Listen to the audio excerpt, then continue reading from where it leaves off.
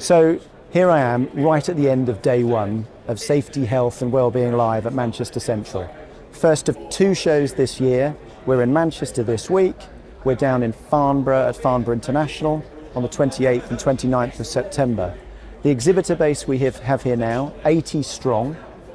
They are rebooking right now. Many of them already rebooked for February next year. We're here on the 14th and 15th of February.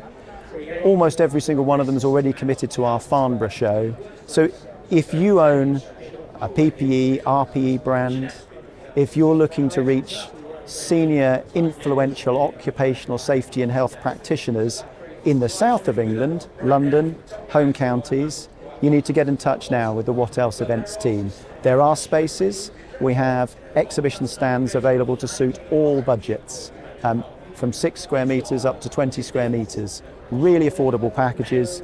Almost everything you need is included. So get in touch with us. Go to safetyhealthwellbeing.live. You'll find my details there. They might be on screen in front of you now. But get in touch, because if you decided not to be here in Manchester this week, you may regret that.